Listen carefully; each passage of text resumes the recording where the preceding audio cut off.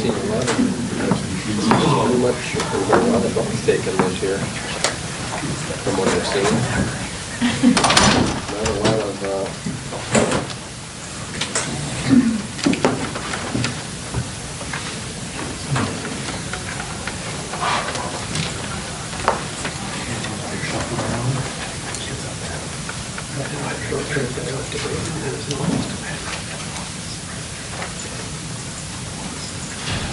Recording in progress.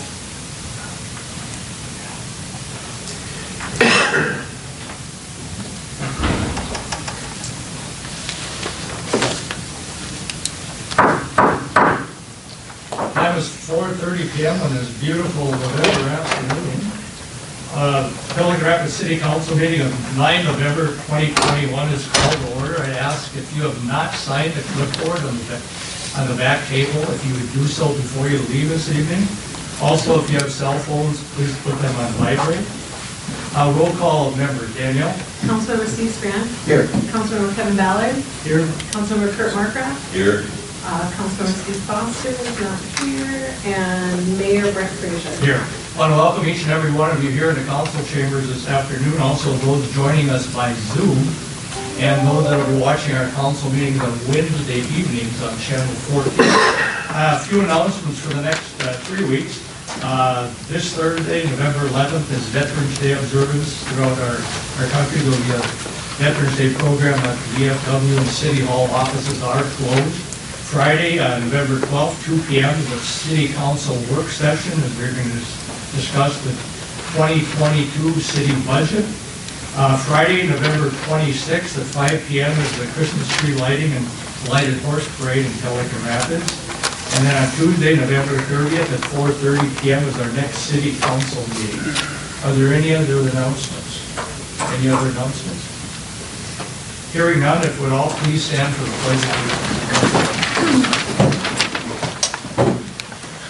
Pledge allegiance to the flag of the United States of America and to the republic for which it stands, one nation, under God, indivisible, with liberty and justice for all. Thank you. Item number 2 is citizens' comments. Anyone here for citizens' comments? Anyone here for citizens' comments? Okay, seeing none. Item number 3 is agenda additions or deletions. I have 2 additions. Item number 16 is liquor store personnel. Item number 16 is liquor store personnel. Item 17 is environmental impact statement for the dam. Environmental impact statement for the dam. Any other additions or deletions? Any other additions or deletions? Hearing none, is there a motion to approve the original? Second? Motion second, discussion? Discussion? Hearing none, all in favor signify by saying aye. Aye. Opposed, the same, motion carried. Item number 4 is approval of consent agenda, which I will read. Item number 4 is approval of minutes of council meeting of October 26, 2021. Item 4B is council approval of accounts payable listing. Item 4C is business license 2022 to Z&Z Associates for mobile home park. Item 4D is cigarette license of 2022 for Brittany Dockin for Larry's Supermarket, Jeannie Hubbard for Southtown C-Store, Susan Bergerman for Park Region Cynics, Luke Larzell for Falls the Pelican, Carolyn Brown for Family Dollar, DJ Retail LLC for Dollar General. Item 4E is plumber registration 2022, Marty Hanson for Pelican Plumbing, Blake Wrigley for Wrigley Mechanical, Jason Truck for Hanson's Plumbing and Heating, Nicholas Green for Green Plumbing and Heating, Chad Hanson for Mr. Plumber. Item 4F is recreational game license 2022, VFW Gilmore Wheat Post 5252. Item 4G is outdoor sale lot license 2022, Alan Johnson. Item 4H1 is police chief report, which is in your packet. And item 4H2 is financial report, which is in your packet. Is there a motion to approve? So moved. Second? Motion second, discussion. Hearing none, all in favor, signify by saying aye. Opposed, the same, motion carried. Item number 5 is street and park report. We have Superintendent Brian Olson with us this evening. Brian? Yes, thank you. It's been a long, nice fall, so we've gotten quite a bit done, but we did, middle of October, finish our hydrant flushing, finally got that in. Really went off with no issues as normal. We did have one hydrant that gave us a little bit of an issue, but we were able to get that fixed the next day, so it did have to run. It wouldn't shut off, actually, so it was kind of weird, but everything is winterized, winter. Everything is ready for upcoming snow if we get any. Hopefully not as soon as they're saying, but we are totally prepared right now. Just got word from Nelson International that the plow truck that you approved back in March has now been postponed again and again and again due to shortages of whatever they may. Right now it's scheduled to go to build November 19th, which means we could see it in Fargo maybe the end of December, and then once it's off to Burt's, it could be end of January into February before we see that truck that almost a year later. So kind of interesting to me. Did get the skating rink set up on the park side. Hopefully we'll get that open when the weather turns a little cooler and get that flooded. We'll be advertising for some attendants to work there again this winter, as we always do. I'll let you know when we find those. And you guys have a resolution, but the fishing pier, if anybody's seen it, it's out of the water now, or well, it has been out of the water, but it's actually up in the parking lot now. DNR is actually, we have a cooperation with them with that pier. And once you've signed the resolution tonight, they'll supply all the material to rebuild that fishing pier, and then it'll be put back in next year. So if anybody's wondering, that's why it's out, and we'll be moving it up to the shop to work on it this winter when it gets a little cold outside, so we can do that inside. So any questions? I know I asked you this before, but I can't remember it. The scope of the project for the city water and sewer is from where to where? Highway 9 to 5th Avenue Southeast, so County Road 9 to 5th Avenue, from 108 East all the way out to 6th Street, potentially Ann Lane to make a loop there, and then to the west is out to 3rd Street Northwest. That is where all our old clay and also cast iron pipe lie underneath. So 9, Highway 9? County 9, yep. County 9 to 5th Avenue Southeast? Right, which is Faith Church, across from the high school, or that south road of the high school and Faith Church. And Lane to 3rd Street West? Northwest, yep. So it'll be Ann Lane back on 108, back to 59, and then west to 3rd Street Northwest, yes. And then comp time for city guys, 71 and a half hours? Is That's not updated as far as right now. It should be, they're a lot less. I think I've only got 9 and 25, and that's about it right now. So they'll, this isn't right? That was correct as of the end of that pay period. Last pay period, yeah. Yeah. So You had an employee that I had one that was on vacation last week that used all but 9 hours right now, and all of them have a plan to have it done by the next couple weeks, so. Yep. Anything else? Any other questions? Not a motion Second? Motion second, discussion. Hearing none, all in favor, signify by saying aye. Aye. Opposed, the same, motion carried. Thank you. Let's jump down to item number 16, liquor store personnel with Maggie Johnson. Maggie?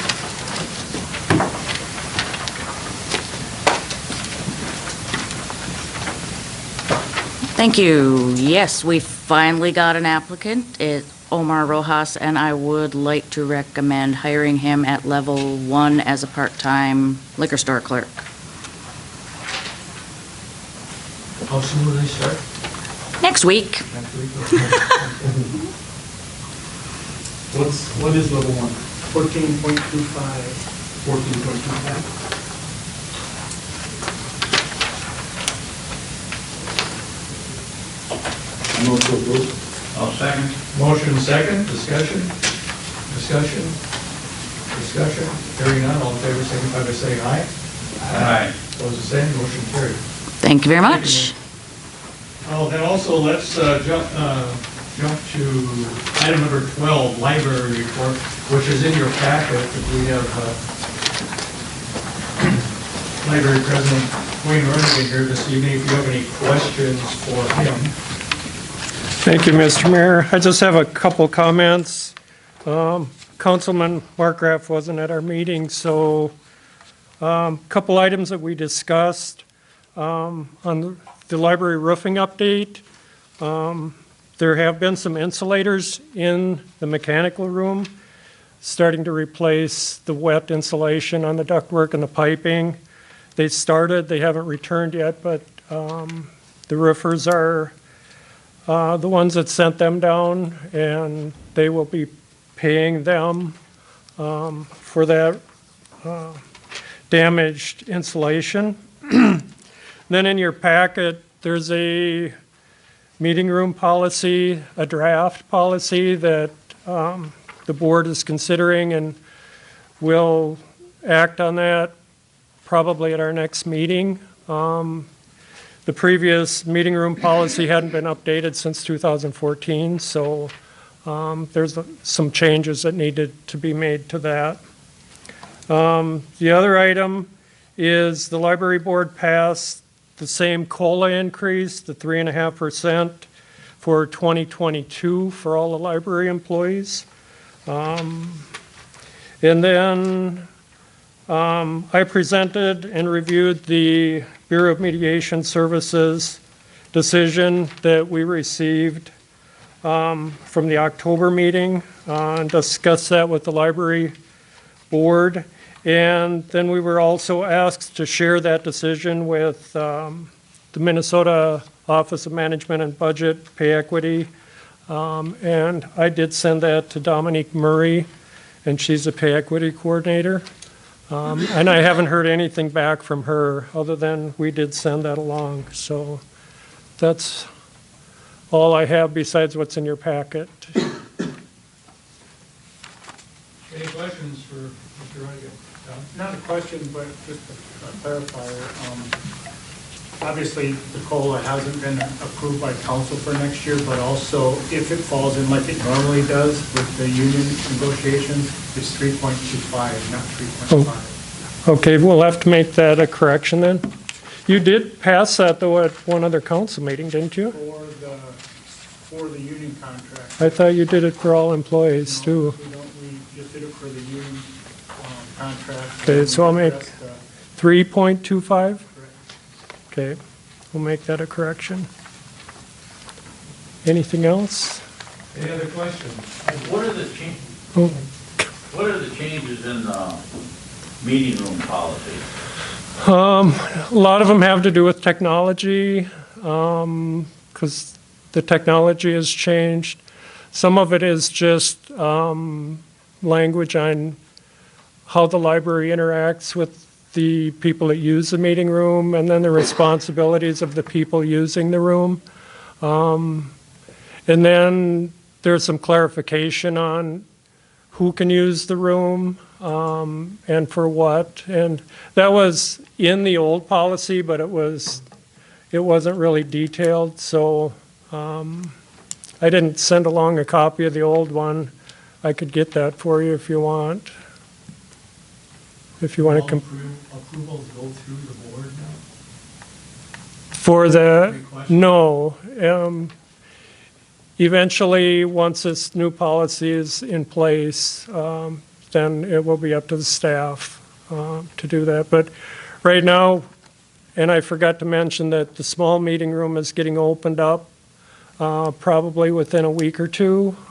We moved furniture out of there that we had stored in there during COVID, and so now that will be able to be used on a limited basis too. So The occupancy will be about half of what it normally is, just so we can keep people separated, but that will be available. So will you grant requests to use the meeting room as a first come, first served basis? Yep, that's our intent.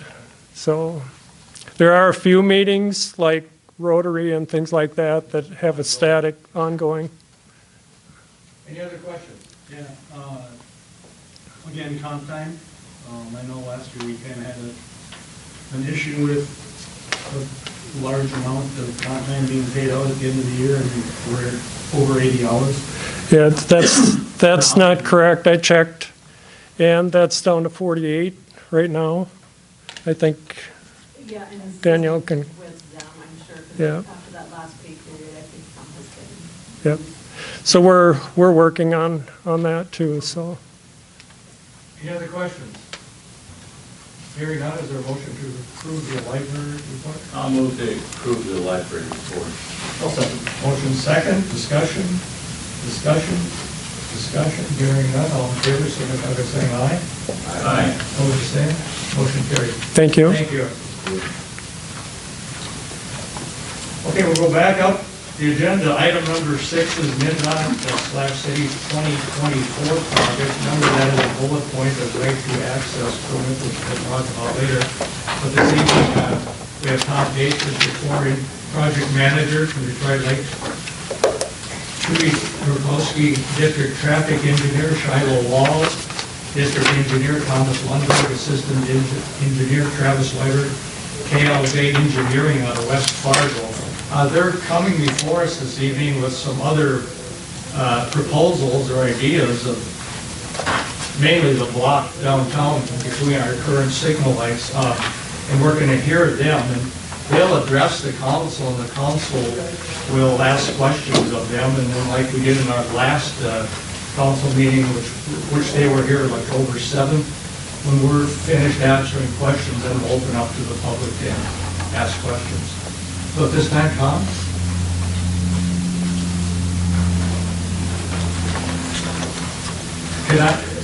And also at this meeting, it's an FYI information only.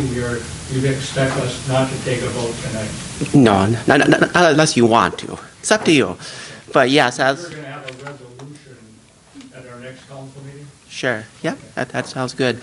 Yeah, thank you, Mayor and City Council. I guess, hopefully you guys aren't sick of seeing us down here, but we do enjoy coming down and presenting to the council with our ideas and proposals for the upcoming project. I know there's been a lot of questions, comments throughout, from the locals, from the residents and elsewhere. But, like we mentioned, with a meeting here on October 7th, we had our special meeting to talk about this project, and we had some more questions that we went back and did some more looking into.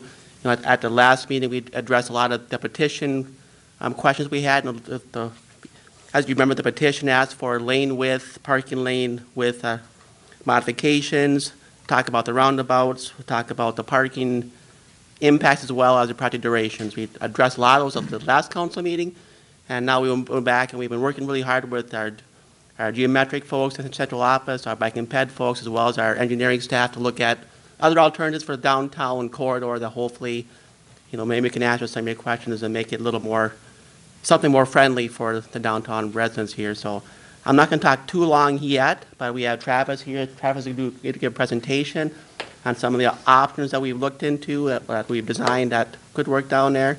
So I'm going to stop babbling and let Travis take it over. And Sure.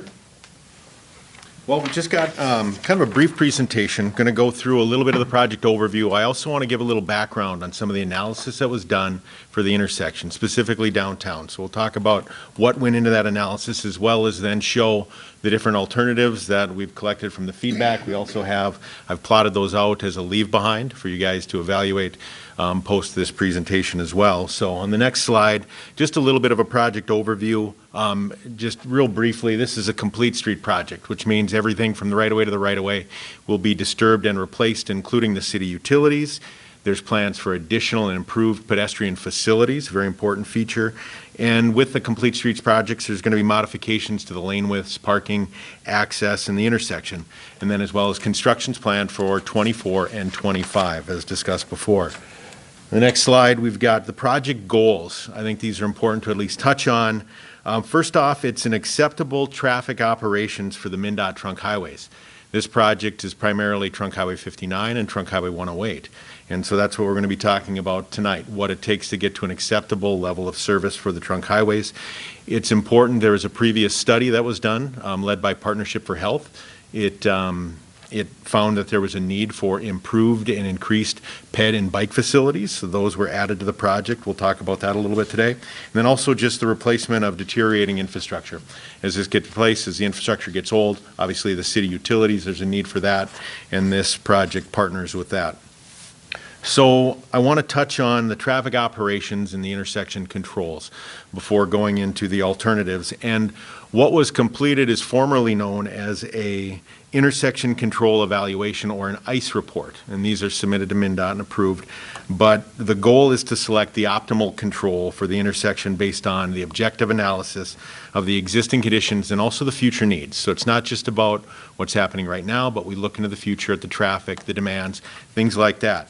Other considerations, because it's not just about traffic, it's also about the vehicle size is considered. For this project, a WB62, which is essentially a full-size tractor trailer, being able to operate at these intersections and navigate through town. We also take into consideration the oversized loads for like the house moving, different things that, you know, regionally the demands are to make sure that these intersections can handle that in some way they can get through town. We look at the physical space, the right-of-way considerations. This is a very constrained area. Highway 59 is 80 feet, and that's building face to building face. On 108 East, it's only 66 feet for right-of-way. We also look at parking impacts. That's been noted as a very important feature for downtown Pelican Rapids, so that is considered as well as bicycle and pedestrian safety, all when considering the type of intersection that we think is going to be best suited going forward.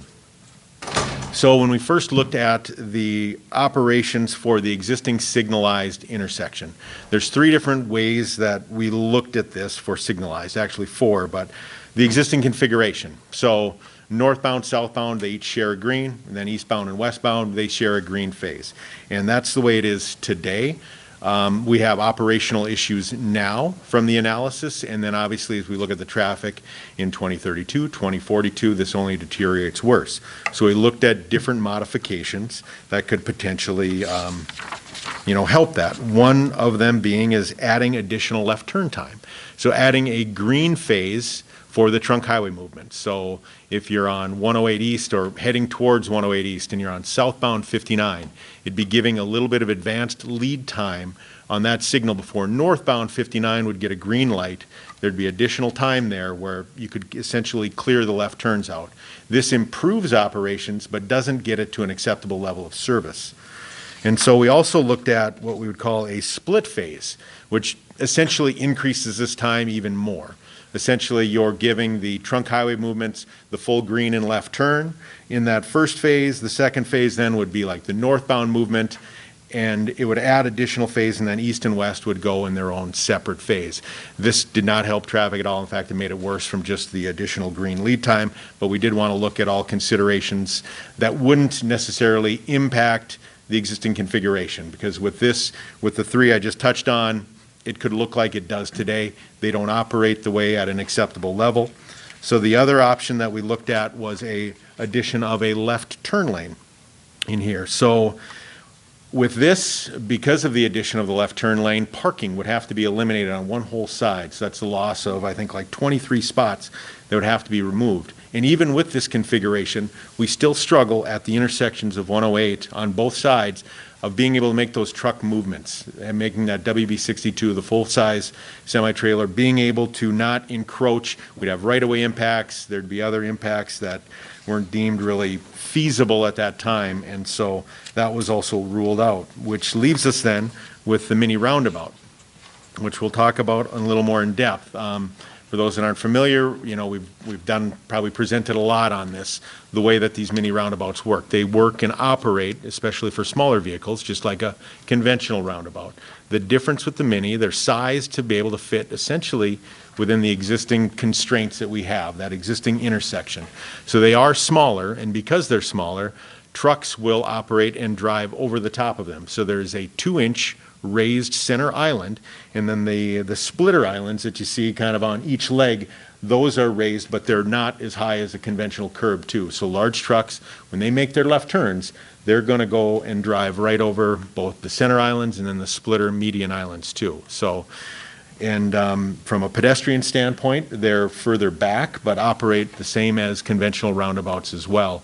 They're a little bit different because the median refuge doesn't provide, basically a safety zone for them like a typical roundabout would, but there's very short crossings there because of the street sizes. So all of those are considered. There's a lot of advanced warning. You can kind of see the signage that can be there for where the pedestrian locations are, and I think we can talk a little bit more in depth with any questions you'd have about additional things that can be done to enhance pedestrian safety at things like this.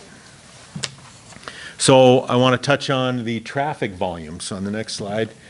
So we showed, this comes right out of our intersection control evaluation. So we did traffic counts. Our traffic counts were done in 2019. So there's 3 different numbers at all the different legs, and you can kind of see in a condensed form, north-south is 59, and then we've got 108 on either the west or the east.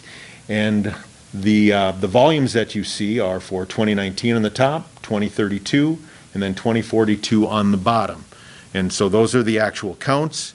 Truck volumes account for between 8 and 9% on Highway 59, and they account for about 17% of Highway 108. Now, from a pure number standpoint, there's actually more trucks that are operating on 59 than there are on 108, even though it's a higher percentage. So those are all accounted for in the evaluation for the intersection control as well. But those are the volumes. So we almost have 10,000 vehicles per day planned, through this downtown section. So that's what we're operating around. I want to touch on the bicycle facility options as well and some of the considerations that we have, because we're going to look at those today, because there's different ways that we can get those bike movements through town. And they start, and on the very right side, you can see the federal highway guidance from the different options here. The green dot kind of indicates where we're at with our traffic volumes, way up near 10,000 vehicles per day at 25 miles an hour, the preference for a separated bike lane or a side path.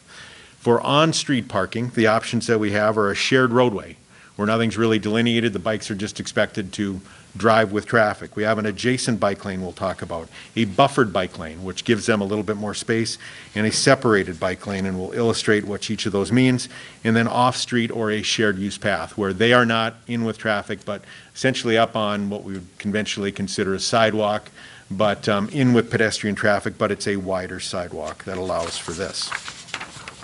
So maybe I'll pause there for a second before going into the alternatives, see if there's any questions on the analysis before touching on the actual options briefly.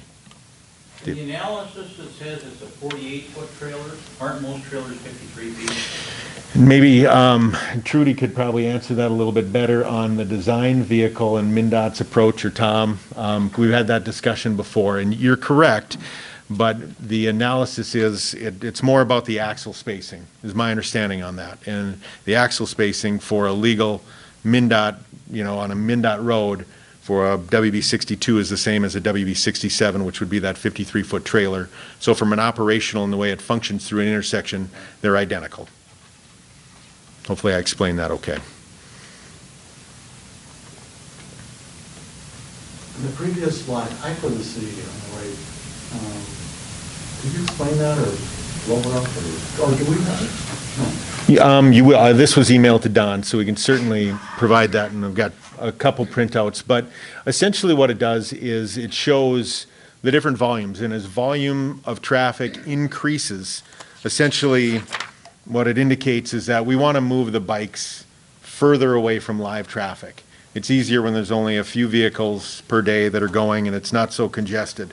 But as the vehicles on the left side of the graph indicate, as they increase, it essentially creates a bigger buffer, moves them further away from traffic, because we don't want bikes adjacent to 10,000 vehicles per day, regardless of the speed limit.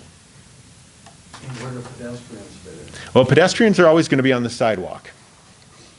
So there's still, for all of these options, there will be pedestrian sidewalk through all of this, but when they get narrow, they're not intended to be shared with the bicyclists because of the widths. We don't have the safety buffers on either side, and so it doesn't work to really intermix the bikes and peds when we only have like 6 feet of room or 8 feet of room without, without enough room in there.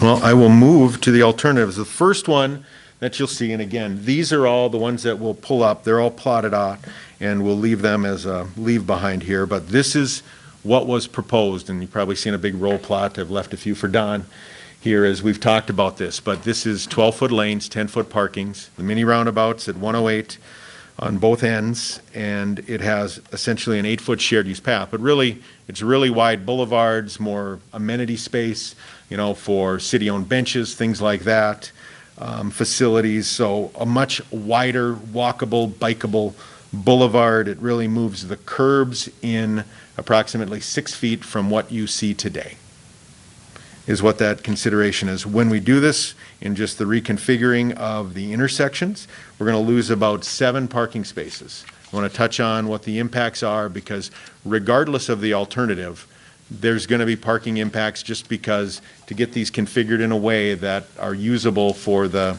design vehicles, that's what's going to happen. So the next one, yep, absolutely. This first one, is that basically a presentation of what we've kind of got that we've been talking about Absolutely. at this point? Yes. Yep. This would have been with the layout that was submitted to Geometrics in central office. So this is the one that we've seen throughout without any changes. That's kind of what we've called at least our base design to this point. So the next one we show, and kind of goes down in the hierarchy from, I would say, worse to better from a bicycle and ped facility standpoint. So the first one is the bike lane, where there will be a 5-foot bike lane that is adjacent to traffic. So we would have 11-foot through lanes. There'd be 8-foot parking on the outside of the 5-foot bike lane, and then the 5-foot bike lane would be in between the parked cars and the live traffic. And with this configuration, there'd be 6 lost parking spots. But again, this would not be this, as we look at any of the on-street bike options, all of them will have to share the roundabout with live traffic. There's no way to delineate the bike lanes through the roundabout without them having to essentially merge into traffic prior to the roundabout, and they would have to share it with all the vehicles that would be, in the roundabout as well. They wouldn't be delineated with their own lane there. So the next one improves that a little bit, at least through the downtown section. It's essentially the same thing, but it provides a 3-foot buffer in between the driving lane and then the bike lane. So essentially just another 3 feet. That's essentially just stolen from the sidewalk, the boulevard, in front of the storefronts. That's where that buffer would come off of to increase that width of pavement width there. So that would be the buffered bike lane option, 11-foot lanes, 8-foot parking, essentially the 8 feet for the bike path, which would be the 5 and 3, and then essentially 6-foot sidewalks with enough space for the lights and doors to swing open, but not enough room to share with bikes and whatnot, and 6 lost parking spots. Yes, you bet. What's the reason between this option and the last one for putting that buffer in there? It just increases that bike safety again. When you go back to that graph that we showed before, it just kind of increases that separation, and with the amount of traffic that this stretch of road sees, we want to get the bikes as far away from live traffic as possible. This one was drawn up first. This one, I think, that was presented in that petition looking at this, so we wanted to draw that up for consideration to see what that would look like, what the impacts were, and then we had meetings with the geometrics unit at MnDOT to look at other ways that still, might be better to have on-street bikes, but again, this would have to share all of these options with traffic in the roundabout. So then basically you're going from 8-foot sidewalks, you're taking 2 feet of the sidewalk to go to 6 feet to be able to put the buffer in there to make it safer for bikes. But with these 2 alternatives, to squeeze everything in the right-of-way, you end up going to 11-foot drive lanes. Yes. 8-foot parallel parking. Right, correct. Yep, that was. As opposed to 12 and 10. Yes. So the last one was the separated bike lane, which still has the bike lane on the street, but now it's on the opposite side of the parked vehicles. So we'd have 11-foot lanes, 8-foot parking. And now, because the bike lanes are against the curb, the standards require it to be even a little bit wider. So it's a 7-foot bike lane because of the curb and gutter. And then there's a 3-foot buffer as well for parked vehicles to open doors, things like that. So we have a lot of pavement in between the curbs, really not much sidewalk or boulevard left in front of the storefronts. That's all taken from there. With this one, because of the way it's configured, we lose quite a bit of parking. There'd be 21 parking spots that would be lost because there'd be the option to actually take these off, and it's a little bit difficult to see, but have them ramp up before the mini roundabouts. So for us to do that, it would have, pretty substantial parking impacts as well to get them off the street before the roundabouts. And so the last one that we want to propose for your consideration is one that we thought was probably a decent compromise with all of that. And this would allow the shared use path to remain functional, where the bike and peds would remain on the sidewalk area in front of the storefronts, where we'd have the wider boulevard, sidewalk, shared use path. This would provide a 4-foot center median throughout downtown. So it'd be striped out down the middle, 4 feet, not striped out. The preference would be for a raised median, mountable again, which would slow traffic. It provides kind of a traffic calming facility. Larger vehicles would easily be able to mount it. Agricultural, it essentially provides then a 16-foot one-way directional traffic for times when you're going to have oversized vehicles, emergency vehicles, things like that, where the additional space might be needed. So this looks a lot like our base option, but providing additional space in the center.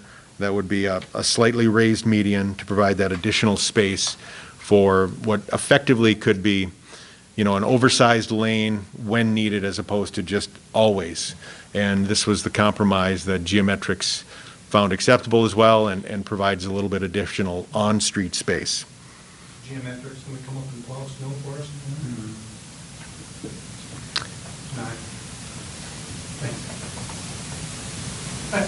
If we're so concerned about bike safety, why don't we route them off of Main Street and send them behind our building? We have roads behind, we have a park behind the east side of our Main Street, and we have a road that goes on the west side of Main Street. If we're so concerned about bike safety, get the bikes off of Main Street.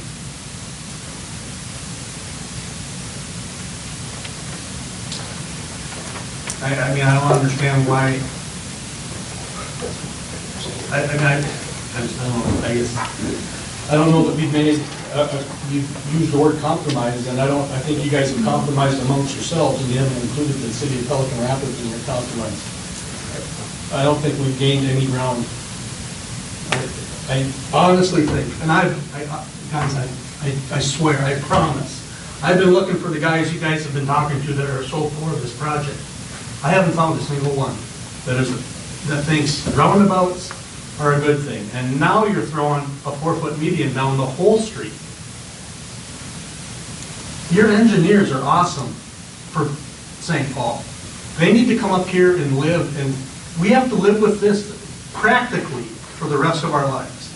We have to plow snow, get trucks, haul garbage, do all of that stuff, and that is just going to be a pain in the neck through the narrowest section of our city. And if you guys really think that roundabouts are going to help our businesses downtown, talk to the business owners. Every one of them that we've talked to that signed the petition are not for this project this way. So I don't understand. And you said we're a piece of the puzzle. We're not working on the same puzzle. We might be a piece, but we're not in the same box. I don't get it. I don't understand. And I don't know what to tell you. Travis, when you mentioned that slightly raised median, how high is it? Potentially 2 to 4 inches. It would be like either the raised center at the roundabout or the splitter islands, which would be, like a 4-inch lip. So we have a 4-inch curb, right? How high are our curbs? I think the curbs is probably 6. 6. 4 to 6 inches? But the curbs basically aren't mountable like. Right. These would be sloped. Do you guys remember when we have actual snow in the winter, how narrow our street gets downtown when we have a lot of snow? And now have a 4-foot median, or a, yeah, 4-foot median down the middle. I don't, how do you expect our businesses downtown to function? Let me ask a question regarding the snow plows, the plowing. Right now, we have that space downtown, and we clear the snow, whether MnDOT comes through, and then we take it from there, and we clear the snow from curb to curb. It will still be cleared curb to curb here. How difficult is it with that median that's mountable that you can drive over? How easy is it to clear the snow through that space and get it out of there? Well, you can drive over it with wheels is one thing, but put a blade down and scrape, and you're not going to drive over that median without causing damage to a plow or a median. It's going to take some time to plow right that's what I'm... Yeah, talking to our maintenance supervisor, I mean, we got roundabouts all over the district, and we have plows set up with left-handed plows, or left-handed wings, right? You'd either hit it with a wing, or you could ride up on top, but you'd probably just hit it with a wing, similar to when they do their mini roundabouts on the inside, so they hit it with a left-handed wing. He doesn't see an issue with it. These roundabouts will actually get more attention than most of our areas. It's going to get hit by our Perham route. That truck is going to hit both roundabouts. Our Fergus Falls station is also going to hit the roundabouts. The truck coming from Barnesville on 108 West will also go through the roundabout. And then we'll have a truck coming that plows on 59 down from DL down to Perham, or excuse me, down to Pelican Rapids. That'll also hit the roundabout. So they're going to get a lot of attention. He didn't see an issue whatsoever. Do you have an example of a city that has this rated median? St. James, Minnesota, when they put in their mini roundabouts, which does have similar traffic, similar truck traffic, they actually have the raised median that connects the two mini roundabouts. A very similar configuration.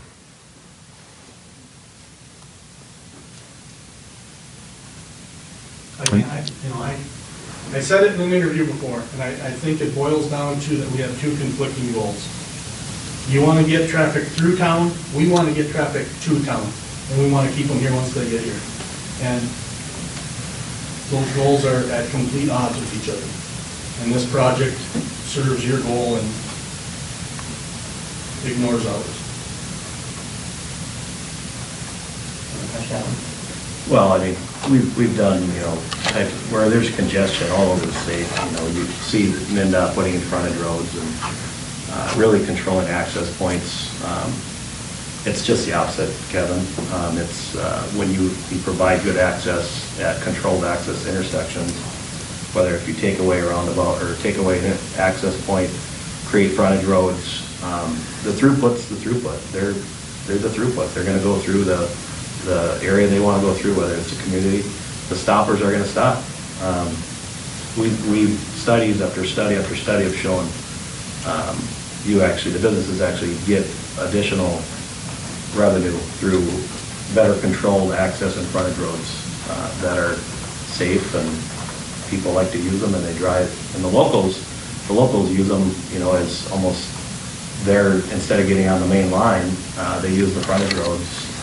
Granted, there's no frontage road here, but the point is that your throughput traffic's they're gonna go through, and your traffic that wants to stop, they're gonna stop.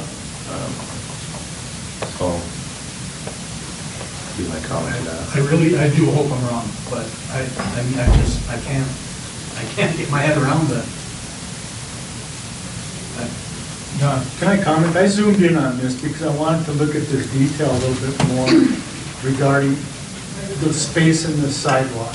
Because you keep coming back to, we don't need bikes downtown, we don't want bikes downtown, but there was actually business owners here that were at the meeting before the council saying, you know what, some of us do want bikes downtown.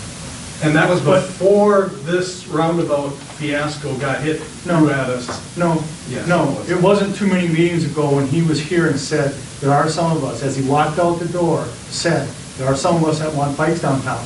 And we keep coming back to the discussion in the meetings that the 4 feet of this, we all understand, is for lights and planters and everything else. And the reason we have the 8-foot sidewalk, shared use path, call it whatever you want to call it, we're trying to create more space because you're not going to get bicyclists to drive right behind the stores. And we're not talking about the long distance bicyclists, because we could care less if they're coming down on the drive lanes. They probably will anyway. It's the local bicycle traffic, the kids and everything else, that we know that you can tell them to go behind the stores. They're going to go on the sidewalks downtown regardless. So we're trying to provide a safer, wider place for them through the downtown area. That's why we're trying to make a wider space for that. And in doing that, you got to do something about the driveway. Jeff, have we had any, can you think of any incidents we've had of pedestrian bicycle accidents downtown? Just this summer? Last year?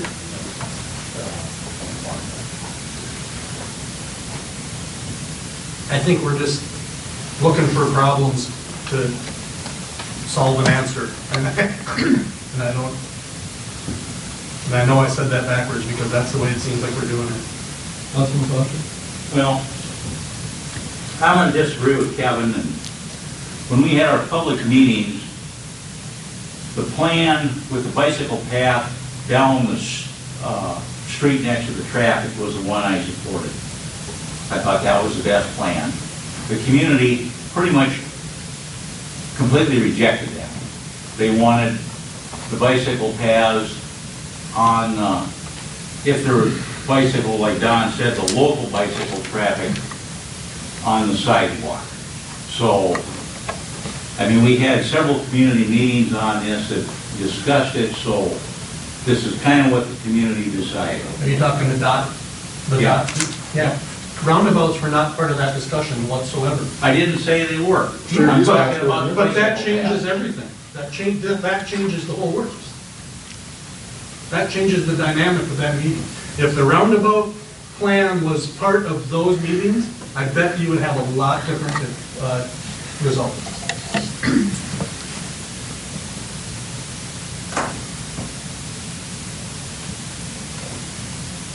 Any other questions from the council?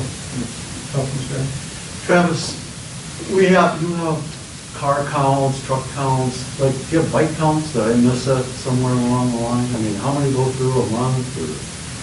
There were, I thought there were ped counts that were done, correct, Tom? We have counts of walkers along the highways. Up in north, we don't have that official bike counts for downtown. Walk like on the highway, like up. On the shoulders, yeah. We had 3 counts, north at Turkey Plant, south of town, and on the west side. We actually have ped counters, so we count the people walk on the highways. But not bikes. But not bikes. Because we're spending so much time and money on the bikes, and I don't have anything against bikes, but, I don't know. Like Don mentioned, we can route them behind the buildings, but they're not gonna drive there. They're gonna go down the sidewalk anyway. Like they always have. Like they do now, yeah. And they will continue to do that. So why can't we just let them do that? Is that a MnDOT no-no? To just let a shared use path be exactly that? We don't need 2-foot buffers on the side of everything. Since wheels have been around, people have been riding bikes on sidewalks. Why do we always have to add and take away? Why can't we just share the damn path? Well, that's kind of what they're doing, it's a shared use path. That's right, but then why do we need a center median? What's that got to do with anything? Well, we heard last meeting that you guys were very considerate, or very concerned, I guess, about the width. So, we With the driving lane width. We thought we went back and, came with something that provided an extra 4 feet in there, because your chief of police, or chief of fire departments had concerns about getting a truck through there, and we thought, well, a 2-inch mountable curb in the middle, not to mention, Travis mentioned, it's a traffic calming thing. Anytime you feel a little bit condensed, or, you're gonna naturally slow down. just another way to slow down traffic. So, I mean, and it provides that extra width. So we thought that was a kind of a good compromise to get the additional width through the downtown and still provide all the other amenities. So we couldn't get the extra width downtown without a 4-foot median? You know, our CO metric, our CO, central office geometric unit, they, you know, we're pushing the limits. It's not that we can't go back and ask one more time. I don't know. That'd be my answer, Kevin. I don't know if they'd go with it.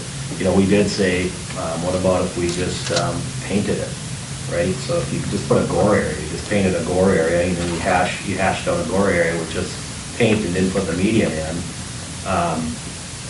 They weren't too fond of it. They didn't like it. You know, on a maintenance side, it's flatter. Granted, 2 inches of concrete median isn't a big deal to plow off anyway, but you know, it's a consideration we could try to get an exception for.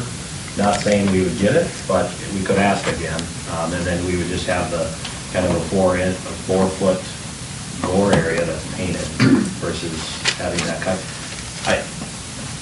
For the traffic calming, I kind of like the concrete median. It'd be just such a flat, you know, kind of an eyesight thing to slow people down. Because we do got a lot of pets through here. But St. James does have they have a mountable curve just like this too, and with a couple of roundabouts on either side, and they like that. It's, like I said, it slows traffic down. Did you have a question? Kind of.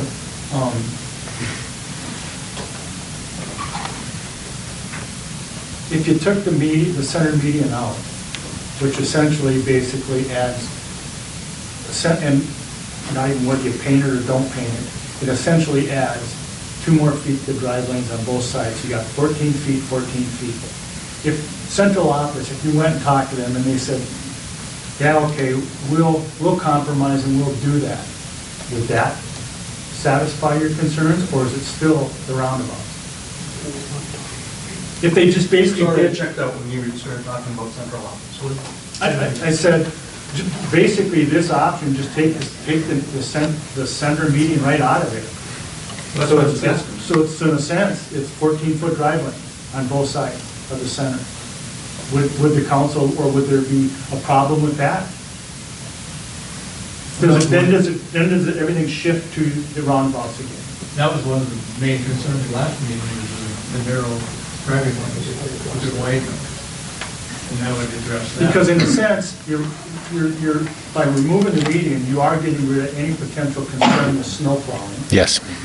Giving the 14 feet, whether you paint it and put a 4-foot paint down there, it doesn't matter to me. The paint is going to wear off and it's just going to be 14 feet of drive lane.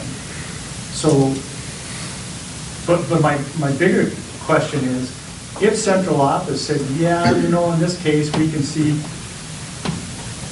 a justification for doing that, would that make it, you know, doable for the city? Or is there still going to be objections because of the roundabout?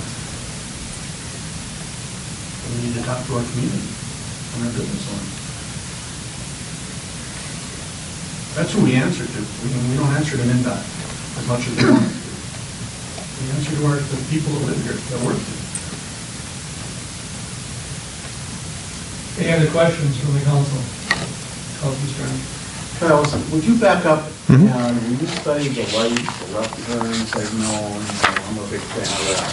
And you said that didn't work, and then the last time that didn't work. Is that some other lane business we're talking about? So, yeah, when we looked at the traffic operations for the signals, there was 4 different things that we looked at. The existing configuration, right? Northbound, southbound, east and west going at one time. So I'll have you go back. Waste time, I'll explain these just one more time. Keep going up, about 3 more. I'm just not sure how you can say that doesn't work. Well, it's based on what's called level of service, which is basically a measurement of a delay at the intersections, at all of the different legs. And so they basically get graded. They get run into a computer model.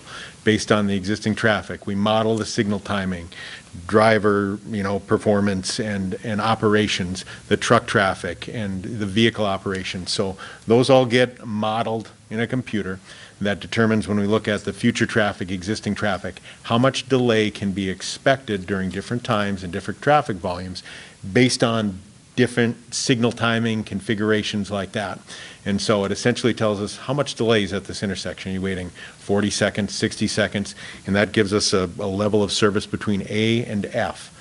And for MnDOT, anything less than a level of service D, A is the best, F is the worst, is unacceptable. And so when we evaluate these for all of those different configurations that I walked through, whether it was existing, the left turn time, they don't operate at that acceptable level of service for a lot of them even right now with the traffic volumes, but certainly as we go into the future and anticipate those increased traffic volumes. So that's how it's analyzed, looking at all of the different configurations. If it was just the left turn lane where we lose all the parking on one side, that does work from a level of service. But we lose all the parking on one side, and then we still have even configuration issues at the intersection where there might be right-of-way takes, there be additional intersection size that just doesn't work with the existing geometry making that work. And it certainly, we understood how important the parking was, and losing 23 spots downtown seemed unacceptable and kind of ruled out from further consideration. I just get a little crazy when we put so much emphasis on modeling. Sure. That's my objection. Okay, thanks. You bet. Any other questions from the council before we open it up to the public? Any other questions? Seeing none, we'll now field questions from the audience here this evening. If anyone has a question or comment, please step up, state your name.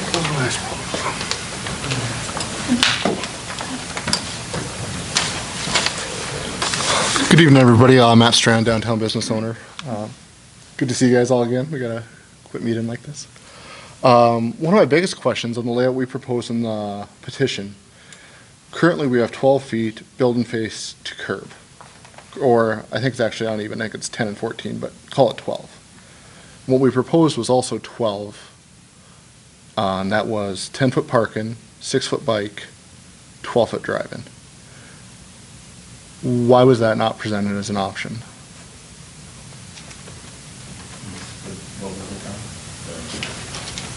Yeah, the petition didn't take in the requirements of the need for buffers. We need buffers for the vehicles. So in order to get in, that's basically as far as separated facilities, bikes and pedestrians, you have to have room for that. You don't have enough room with 12 and 10. Can you go to the second? So this one has a 5-foot lane with no buffers. Correct. And those lane widths and the parking widths are, after the discussion, we brought that forward to, and then discussed with, basically the design team, geometrics, those widths for 12-foot drive lanes, 10-foot parkings, and then 6. Those don't meet MnDOT standards for consideration like that. So it essentially changed the widths. It was verbatim out of the design manual. Which was? What we put forward. The 12-foot, 10-foot? It was actually 9-foot was in the design manual for parking, but the rest of it was literally out of the bike facilities manual. Like exactly out of the bike facilities manual. I can get it to you. But so I question why that. In addition, so curb to storefront here, you have what, 12, 13, 14, 15, 16 feet? Right now we have 12. So you're adding 4 feet there. What's the extra 4 feet? From here to here. Right now we have 12 feet. This is, what, 16? It's an extra 4 feet. Why and what for? Matt, in your diagram, what did you have for sidewalk? Where they have 8 feet here, what was yours, do you recall? I think we call the whole width 12. Curb Yeah, to- so I'm thinking that's the difference. No, it's not the difference. From building to where the parking started was 12 feet. This is 16 feet. And I'm just saying, I'm thinking the difference is because of the width of the shared use path, the 8 feet. Well, this isn't a shared use path, this is a sidewalk. Sidewalk, well, they're calling it sidewalk, yes. So, very comparable to what we currently have. We currently have a sidewalk with benches, with lights, with all the same exact things that are necessary to function downtown. That works in 12 feet, why 16 required here? That extra 4 feet could be our extra 2 feet of parking, 1 foot of driving, 1 foot of bike, 2 feet of bike, 1 foot of parking. You know, I'm just, what's going on? Yeah, the layout was shown here, we actually talked with our bike engineer, Sonia, we spoke to her a lot. Yeah. And they said this design is not recommended. It's very unsafe, for people aren't gonna ride their bikes down there anyways. You know, so they said people are gonna ride up on the sidewalk. So all this here accomplishes, we get wide or curb to curb, it's all it really accomplishes. People aren't gonna ride their bike between 5 feet between parked cars and food traffic. Right. So it's not a safe design, man. Why? I mean, Tom, I wouldn't say there's good, better, and best, right? You know, so I would just say this is in the good range, right? And not better and best. I mean, 2 feet more parking, 1 foot more of driving, and 1 foot more of bike is less safe. You got your bike lanes, you know, so we're trying to steer you guys in the right, I mean, you see this around, you see it in other states, you see it in Minnesota, you know, you can see these type of typical sections. It's not that we can't build this, you know, part of it, what I'm hearing, you know, I'm getting kind of involved at the tail end here, but Tom managing the project and the community, what we thought we heard, I guess what Don mentioned, is that most people wanted to be on the backside of the curb, you know, and so. That goes to this then too, Matt. The more volume you get, the further, like Travis is saying, you want to pull the bikes away from the traffic. So that's. Sure, but just going back to why we're out in the width, and I get what you're saying. What was my other question? Oh, intersection control evaluation reports. I've been asking for those going on 3 months. Could I get those, please? Travis?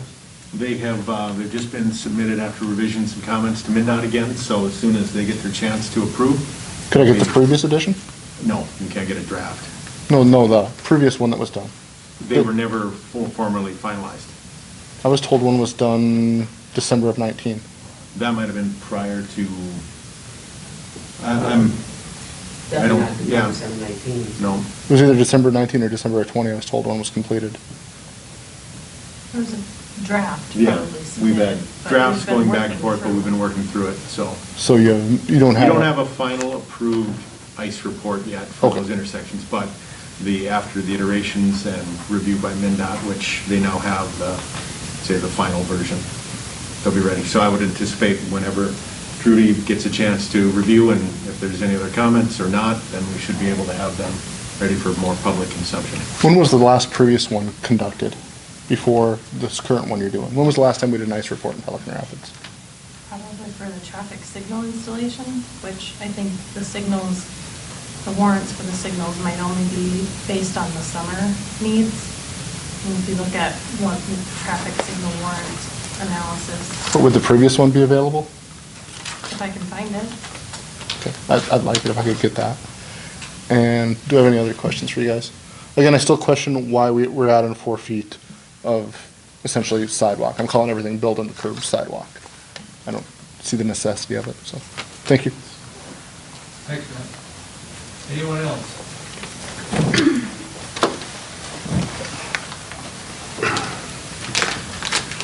Yes, my name's Everett Ballard, and if you recall the last meeting, we kind of beat this lane width thing to death, and you guys came back with all these other proposals, and not once did you mention emergency response vehicles or fire trucks.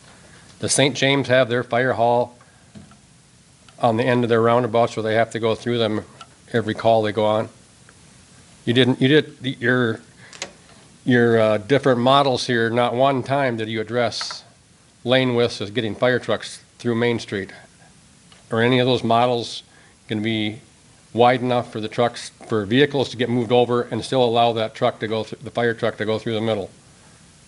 Yeah, that's kind of what we mentioned earlier with the 4-foot median in the middle. That was the intent. A 4-foot raised median. You know, 2 inches. It's like 2 inches. You know, it's drivable, it's montable with whatever kind of vehicle, and Why do you think our Main Street is the way it is right now?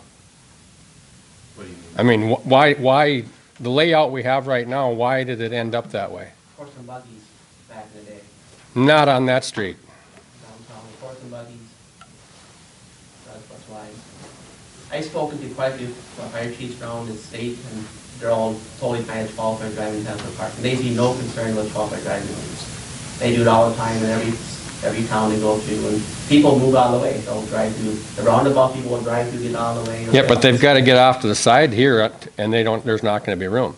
And you see no concern with the 12-hour driving. Anybody I've talked, any fire chief I've spoken to, I've spoken to quite a few of them. 80% of their calls go the same way every day?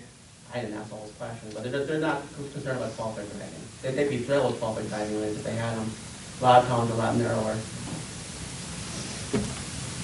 They see no concern. I don't know, from my perspective, we haven't gained a thing from the last meeting we were at. Thank you. Anyone else?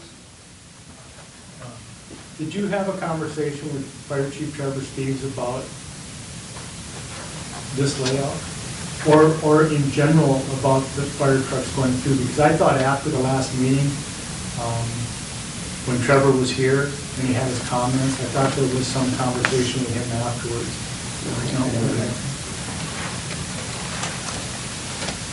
Any other comments? Commissioner?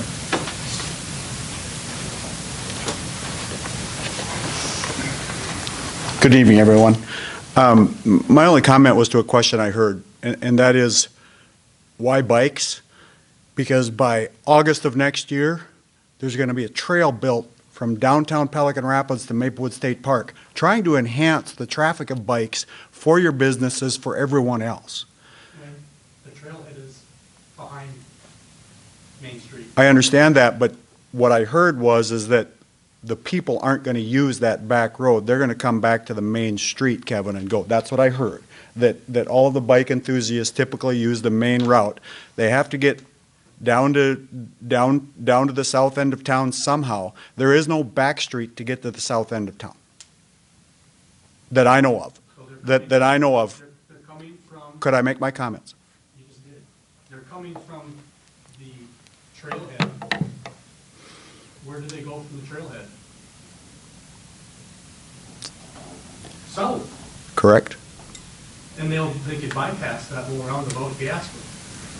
I thought we were talking about why we're talking about bikes. That I didn't. The bikes don't. I'm not, Kevin. I'm not trying to address the roundabouts. I'm trying to address the question that someone said. Why are we concerned about bikes? I believe and I hope that the bike traffic in Pelican Rapids is going to increase substantially. And now, how that's addressed is your guys' decision. That's not what I'm here. I'm just saying that I heard the question, why are we concerned? I hope that the bike traffic in this town increases substantially. That's why we're building the trail, is to bring people from Maplewood into Pelican Rapids. So I just want to put that out there, that we keep that in mind also. Okay, and I don't have a dog in a fight on the roundabouts or anything, Kevin. I didn't mean it that way. I just heard the comment about why worry about bikes. Well, hopefully we're going to increase that traffic considerably. Thank you, Mr. Mayor, for allowing me to comment. Thank you. Thank you.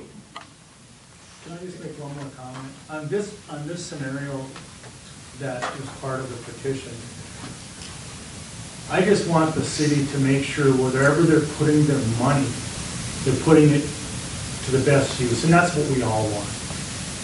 I would be concerned that, because if we put these bike paths, these lanes down on the street level, MnDOT's not paying for them, we are. If the bike traffic, if there's going to be bike traffic, whether it's local, whatever it is, the kids in town riding down through the downtown area, if they're going to do it, they're going to do it on the sidewalk. Do we want to provide that area for them to do it, or do we want to try and put them down on the street level, which they won't use, and then we end up paying for something that's not being used? And if we rerouted them around the back, the city would pay for that, and not pay for that. Well, we'd have to provide a trail system back there, but again, I'm not saying this is a good or bad option, or the option the city should choose, but we're paying for the bike paths that aren't on the sidewalk. Any other questions from the audience? Just have one more comment, Mr. Mayor. Just one more comment, on the old bike, there's a reason why it's called Complete Street. So we're trying to address all modes, and bicyclists are a mode. So we're trying to address the cars, the trucks, the peds, the bikes, the ADA folks, the folks that are in wheelchairs, you know, trying to get around. It's a complete street. We're trying to get, address all those modes of traffic, and bicyclists is a mode, you know, and so it's important to MnDOT too, to address the bikes. I can tell you from your predecessors, the 10 other, at least 10 to 12 other complete street type projects we've done, all your predecessors in front of you have chosen to put the bike paths up on the, behind the curb. And they've hashed out all these conversations too. This isn't the first time we've heard this. You know, we got the, on the street, we got the, I'm just giving you some prior conversations that we've had with these, and most, all of them have put the bike paths on the backside of the curb. Food for thought. Probably mistaken, but I would just like a refresher. What is MnDOT's acceptable standard for a shared use path? We'll call it a sidewalk, because I think Pelican really doesn't mind having bikes on the sidewalk. We don't have to give it a special name, and we don't need buffers. Is that not acceptable jargon for MnDOT? And what is their acceptable width of a sidewalk if we might have some bikes on it? I think it's a shared use path, is 8 the minimum. I think 8 foot's the minimum. And then they need, if it's gonna be bike usage as well, they need to be 2-foot buffers on either side, so essentially 12 feet of clear space. Oh, why? That's my question. Because it's anticipated to share that mode of transportation, right? Whether walkers, someone in a wheelchair, on a bike, right? And yeah, they could, Years, right? they have, absolutely. We have no buffers, and we have no recordable accidents on our main street sidewalk that has no buffers. Nice and wide, lots of room for people, and then that moves that little green line out the picture, and we got a real wide road and ample parking. Is it just a stopping point for MnDOT to allow no buffers and an 8-foot sidewalk? Not a shared use path. Perhaps if we don't call it a shared use path, and we just pass an ordinance in town that bicycles are welcome on our sidewalks downtown, MnDOT won't have a problem with that, perhaps. The same thing we do in 108 East, it's all sidewalk, there is no shared use path 108 East. 8 foot? At least. Because it's not a And for because buffers. we need buffers. If a shared use path, we have to have buffers, if it's sidewalk, we don't. So can we just have downtown sidewalk? Sure. And allow bikes through an But ordinance or? the sidewalk still needs a buffer to the building, right? Door swings, and you still But need it's a. still an 8-foot sidewalk. Correct. Doesn't narrow the roads nearly as much as bike paths on the roadway. The roads- Or a 4-foot raised median intersection. I mean, we can essentially end with pretty much the same look of downtown now, with the exception of the roundabouts. I don't know where that argument's going. But lane width, parking width, and sidewalks, I don't think we need to fix what isn't broken yet. I remember some conversation about this once before. I've been saying it. Well, no, I know, but what I'm gonna tie into it is, you talked about the city passing an ordinance allowing bikes on the sidewalk. We did it for skateboards.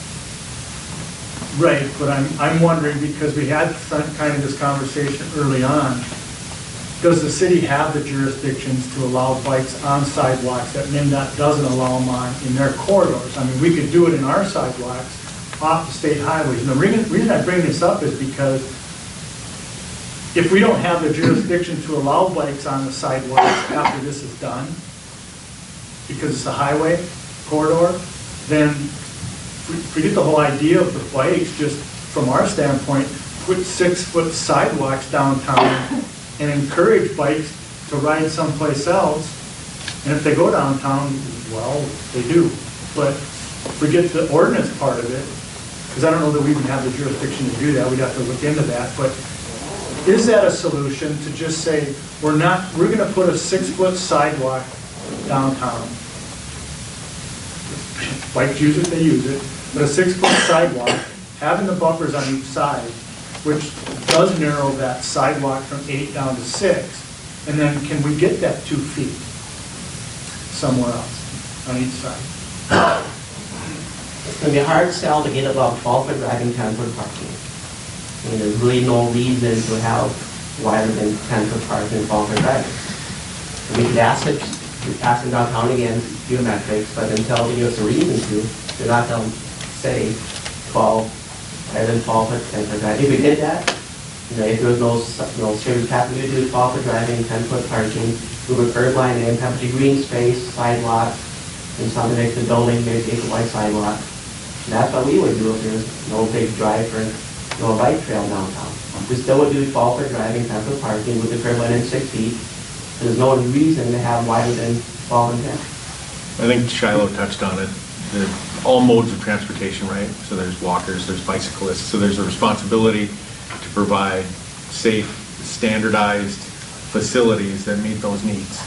It might be working, you might be able to allow it, but a lot of studies have gone into what's the best for bike and peds when they're sharing a facility. It's the same reason, even if there wasn't anybody in a wheelchair or a walker in town, we're still going to provide everything is ADA accessible because there's standards that need to be met with that. So the same goes with bike and ped facilities. Instead of minimizing to that, that's something that is otherwise essentially unacceptable, but might work.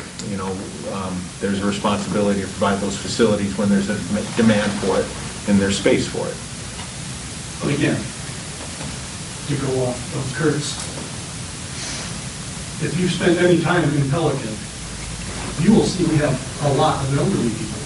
We have wheelchairs and scooters going up and down our sidewalks already. So, I mean, again, it just seems like we're looking for answers to problems we don't have, that you guys are telling us we have. But everything has worked. Have we had any scooter and wheelchair accidents with pedestrians over the last 5 years? We have? Ooh, one scooter accident. We had a scooter wreck That's the scooters. So there we have it.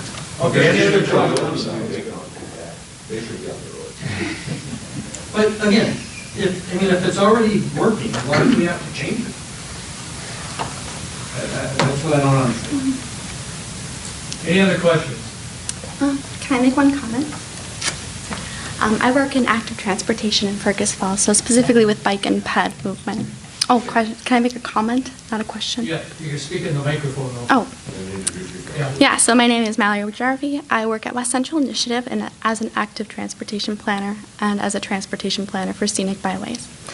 One comment that was brought to my attention from the Zoom meeting was talking about equity within Pelican Rapids. So the majority of your bicyclists are your population who are of color. So this is an equity issue of making it possible for everyone to use the downtown area.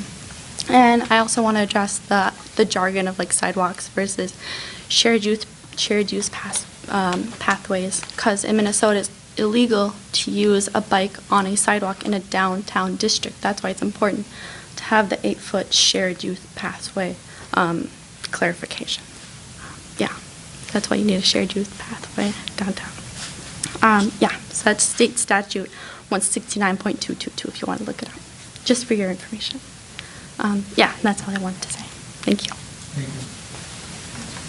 Anyone else? Anyone else? Seeing none, so you're going to be back on our next council meeting in 3 weeks, correct? If you so have us. And are you coming with another proposal yet to remove the median, or not? Can I make a clarification on the median? MnDOT asked for the 4-foot striped median. We're not big fans of raised median either, our maintenance folks, but they have to deal with it. And so we asked for the painted median. We're trying to give width to the road. But our central office geodetics, their compromise to us to allow the wider road was only with a raised median.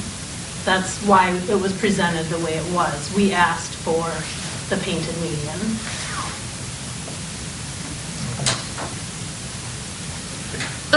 Quick question. You got to address the mic, please. Oh, okay.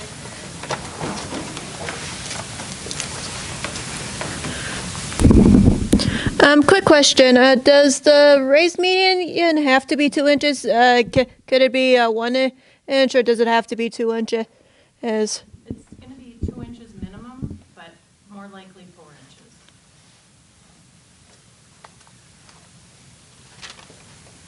Any closing comments from Linda? It's a good question you guys are asking. We're working with the city trying to, I know you guys don't think we are. But going back to central office and asking for extra width and asking for just knocking downtown, we're working our tails off to work with you. Kevin, you are a piece of the puzzle, you are. Keep in mind, this is, a MnDOT front highway through your city. And we can follow our rules right that way does well. So the report for the meeting down the middle, that's probably the best we can do. That maybe that central office will accept. Otherwise, it's going to be qualified driving, temporary parking, and it's going to be curb line, it's going to be there. So that's a compromise out there, willing to work with us on. Like Trudy mentioned, she asked about the striping down there, and that was pretty much a hard no. It's just down the stripe down the middle. And one reason was that if it's wider pavement, people go faster.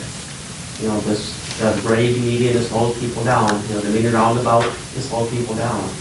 So the comment that people, may not want people to go through town faster, that's not true either. And we want people to get through town safely. And by having the median roundabout run by slow, having the raised median, people do drive slower because it's safer. So this summer at the demo project that people were so opposed to, that's one comment we had, people did drive slower through downtown because it felt narrower. And that's a positive thing. So people aren't going through town, 40 miles an hour and creating rashes, and people are going slow and they're seeing the slower they get to. So that's, going slower is not a bad thing. So that's one thing that we're working with you guys on. And as for the maybe roundabouts, we've been hearing about these intersections over 10 years. I've said it many times. Looking at these phasing, single options, and added left turn lanes, everything that Travis's report ought to look at all those in great detail. And the only option that comes forth that increases mobility and safety and cost, everything else there is going to be a roundabout option. Nothing else will work due to limited right-of-way space. Unless we're talking about right-of-way and tearing down buildings, then maybe we can have right-of-way lanes that will work. But then again, the parking stall impact is something we've heard a lot too, is to reduce parking stall impact. So a lot of pieces to the puzzle, Kevin, that you're talking about, that I'll go call the play here. And I think you've done a really good job of trying to compromise and everything that he's asked for, especially that the federal guidelines will be able to follow on. Yeah, I guess I'll just follow up just on a couple things. Last time we talked a little bit about this project and MnDOT. We want the businesses to thrive, right?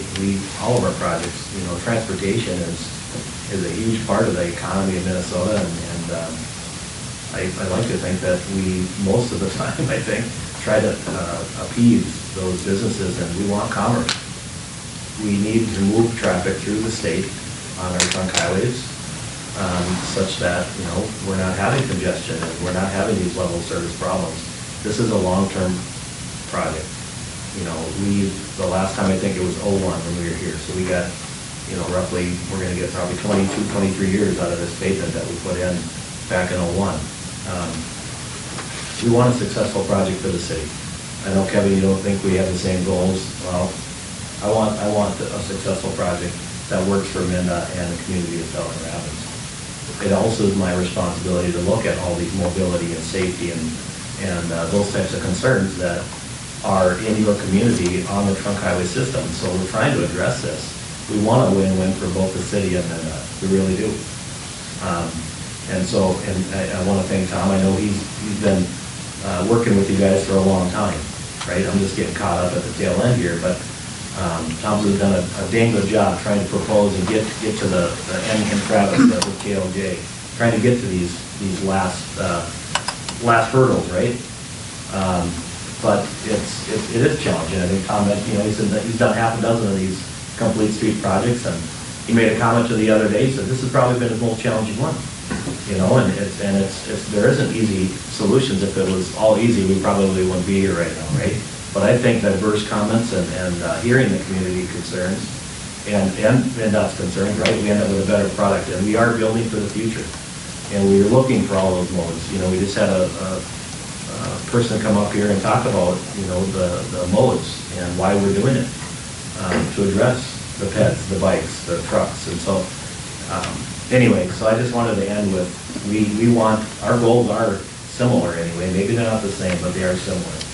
And we want a successful project for the community. So with that, that's all I have. Thanks,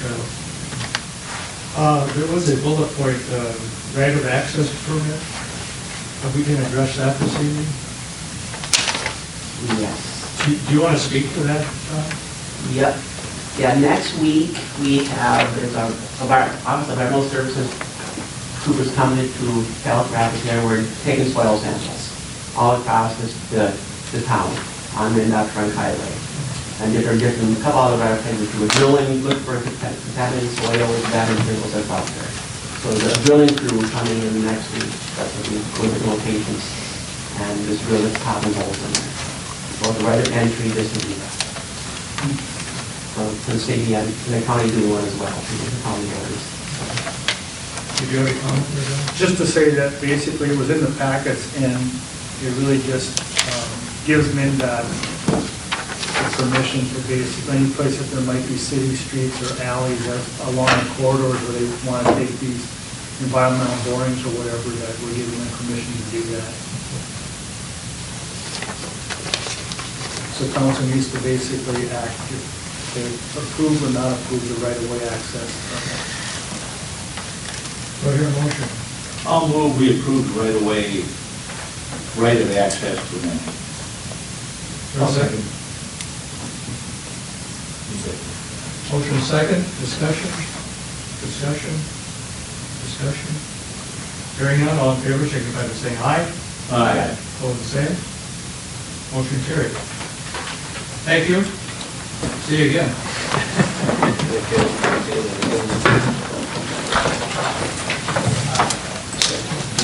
Go down to item number 8, county garage consideration. I know we have. You can't get your furnace working?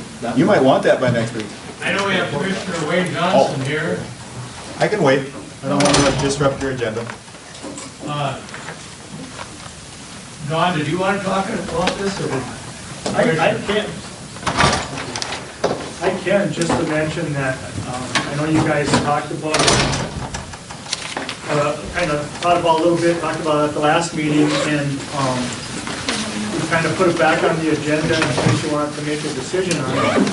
I know that I had gotten an email from Commissioner Johnson just wanting to make sure the council understands that you don't have to decide anytime soon if the city is interested in that property or not. They will still continue to occupy it as a county garage until their new one's built next fall. You know, so you do have a lot of time if you want to think about it. But if the council does already know how they feel about acquiring the property or not, then you could do something like that. There's no hurry. I guess at our last meeting, we, well, why would we want to buy the property? Just county could just sell it to a private party. I think that was kind of what I got out of some of the comments. We would really like to see this back on the tax roll as opposed to the city buying it and picking up potential in a way. But you don't have to decide you don't want to. But if you know, take action tonight to say no. Do we have to make a motion, or is that just a consensual? Well, I think I'd like to, kind of like to see it in motion, because then the county knows that's the position, you know. Before we go to a motion, Commissioner, do you have anything to add? Since I know we're on. No, Mr. Mayor and council members, just like I said, we're a ways out, so we don't expect to move into the new county garage until the late November of 2022. So there is no rush, and I just wanted to make sure. That's why I sent Administrator Solga an email saying there's no rush on this decision. It's good for us to know, because now we can move forward, because the one in Earhart, there is interest from governmental entities, and so that's a different project. But this one is zoned R2, I believe. It's not zoned commercial, so we would, if the city's not interested, we simply would have a public auction for the property when we move out into the new garage, all those kinds of things. And so, So if we're not interested, it'd be your benefit to tell you as soon as possible. very much so, yep. But there's, like I said, there's no rush. We won't make any decisions until next summer probably on how we want to move forward. So just wanted to clarify that. Thank you. Thank you. What's the council's wishes? Last time, I just wanted to wait till the next meeting in case somebody says something. Yeah. They didn't. Okay. It doesn't seem that there is a rush, we've been told. Do we want to just let it linger until we have to make a decision in case something comes up? Or do you like to go? Just thought of a concern when you mentioned possibly going to public auction. Yeah. Of which public Maybe would purchase that Maybe we property. should let it sit for a little bit. I think that would. Can I address? Yeah, go ahead. Yeah. I appreciate your concern. And the rules of engagement are that it is large enough piece that, so on small pieces, we can sell it to adjacent property owners only. However, this is large enough to be developed. So it literally would, typically our process would be, we would have sealed bids and then the right to raise that price at a auction at the auditor's office, Kevin, is usually how we do it. We don't have Seifert Auction come and do it. We actually just do it through the auditor's office and those kinds of things. But typically the process is someone submits a sealed bid, and then when we open those bids, then they have, because they have the authority to raise their bid until there's a declared a highest responsible bidder in this particular instance. So just wanted to make sure you. Can you decline all bids? We have declined one bid in the past in the city of Pelican Rapids. And that the county attorney told us that we were within our authority to do. I'm not saying anything about the future. I'm saying that the past history is that we have declined one bid in the past due to the bidder's interactions with governmental authorities before and felt that we could justify that it was not a responsible bid.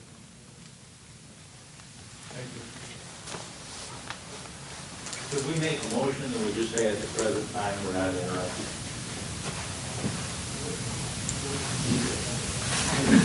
I know, but would that cover what we need if we change our mind on this? We shouldn't do anything if we want to change our mind. Well, they would like a clear answer. No. We don't need an answer for 6 months. Just to clarify, that's why I wanted to come. Just to clarify, we're not going to do anything for at least 6 months. It'll be summer before the county does anything. So I don't expect a decision. I just brought it up for that you guys could talk about if you had a real plan for this property, that you could, then that would put us on notice that we don't have to worry about these public auctions and all those kinds of things. But we certainly don't need a decision for at least, I would say, next August, because we aren't moving into the new facility until November. Well, we can't move out of this one until we can move into that one. So if we decide to do nothing tonight, we can put on our agenda for next August. June maybe would help. I mean, but, because I know how things work. But I'm just saying, Commissioner Foster, we're in no need of a decision at this time. And if we get closer to needing a decision, I can get put on the agenda and come back, and then you guys can know it. You can know it's coming, type of thing. So it sounds like no decision is, I think we should talk about some of the ramifications of possibly public auction. Yeah, we don't have a. Well, the one thing, I just mentioned the one thing, and I know you're not going to cite it anyway, but the one thing is, so that you can kind of go away thinking about it, because it's zoned residential, somebody couldn't buy it and decide to open up a shop down there to fix cars or lawnmowers or anything in the existing building. They couldn't do it without coming to the city to get it rezoned, or potentially, I don't even know if a conditional use permit, I suppose they could apply for one, but I'd have to even look into see if they could do that. So they would have to develop it and use it somehow residential. And that property is big enough to apartment buildings. That doesn't mean they couldn't buy it and just start putting stuff on it. So what I hear this evening, a consensus is to do nothing at this point. Okay, let's move up to item number 7, City Hall technology discussion, Don. Yeah, you guys had just kind of asked last time to start looking into some upgrades to our tablets, and we brought up the iPad, somebody was saying something like a 12 to 14 inch or whatever, so I did look it up, and we can get 12.9 inch iPads, the 4th generation ones, with the keyboard accessory, which you buy separately, and we can get them for about $1,500 a piece. I don't know the availability of them, but how long they would take, but They probably have a whole bunch of them. probably. But that's about $1,500 a piece, and we would buy 5 of them, maybe 6 of them to have a spare. And then And what these we funds would come from that. Yeah, we would use them, the COVID dollars, and, which we'll probably be talking maybe a little bit more. We should make it a point of how else we might want to use that money on Friday when we get together and talk about budget, but also some use of liquor store funds, et cetera, et cetera. Maybe we could talk a little bit about that, what we know of. What's the deadline for using that money? We only got half of it this year, the other half we get next year, and I think the deadline for spending all of it is 2026. But we could use that money up real quick, and we'll talk about that. But with these iPads, what I see us doing is when we get those, we would basically just swap you guys out. You give us the tablets because we could find other uses for them. We give you an iPad. And then the bigger question I have is the technology and the interaction of those with what else we have in City Hall. And that I really don't, I was just looking into the iPad thing to try and update those. But ideally, some type of technology that you guys could use the iPads right here, and we would have other ways for people attending these meetings to be able to see what you're seeing, what's on the screen, whatever. So there's still some pieces to go, but this is just the first piece to try and get you guys something more updated because they might quite old. So if you think you're okay with the iPads and you'd like to go that route, we can start working on getting it over. Any questions? Well, it wasn't related to that, it was just infrastructure money or whatever you're, technology in it. Is there any need that the city has, to streamline operations? I mean, I know you're looking for like utility credit or whatever.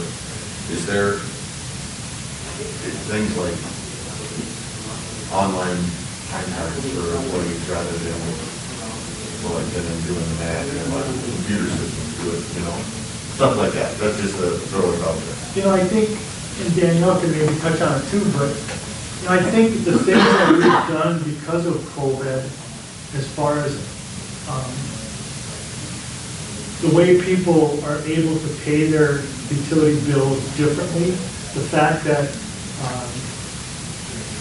we're now set up, and we have kind of got it set up so that they can pay their utility bills online now on our website, that's all helpful. One of the places that we were talking about that would be nice to use that money, a good chunk of the money, that's what I said, we can spend it very fast.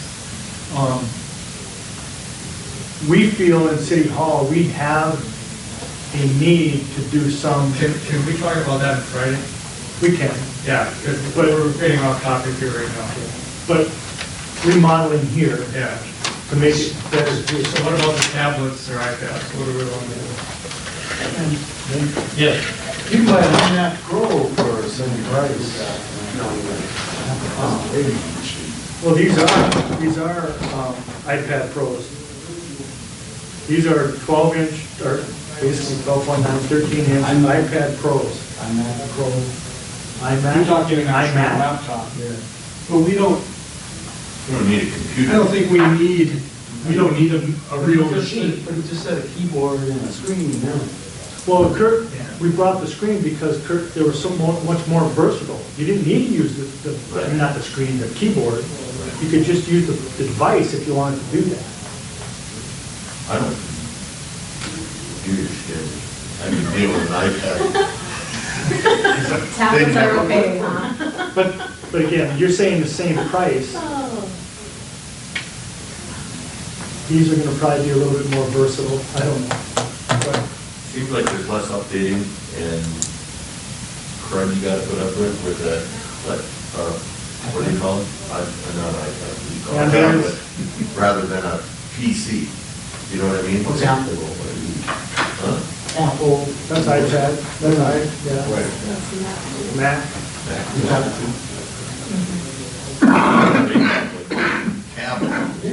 It goes by itself. I don't have to really think about it. Why change? Because it doesn't have a computer. And I'm good with that. He's not using this tablet. This is my home, my iPad. That's my iPad? Yep. Yep, I just have a keyboard for it. See, you use your iPad, you don't use the Samsung we hand out, and Steve doesn't use the Samsung, he uses a laptop. Samsung, way slow. But is your laptop, it's not an Apple, is it? No. Yeah. See, so Steve, he'll probably continue to use that if you buy him an iPad. So did you get an answer yet? Nope. Just my thing is unless you want more time personally, because you don't have nothing else to do, to look at technology, is it something we're gonna be able to really weave in, I mean, I look at this, my agenda's right here in front of me, and when I have these slides in my packet, I don't see so good anymore. I can zoom up everything right here and watch it myself. That's what Steve did today. I had the packet on whatever was on the screen you saw there. I don't know if you tried changing the size or nothing on yours, but. Yeah, I did that today. Okay. Is it possible to talk to the smart board people and ask them for recommendations for? What do you say, sight on sound or whatever? Well, they would do the sound system, but I don't think smartboard people would work, but that was the other thing I was gonna think, because this we bought from somebody else across the country. But that was my other thought was, if we wanna hold off, I would like to find somebody that knows this stuff, some type of some consultant that would come in and look at what we're trying to accomplish and come up with here's what we recommend you do, and then get them to buy it from them and have them set it up. I think that's important.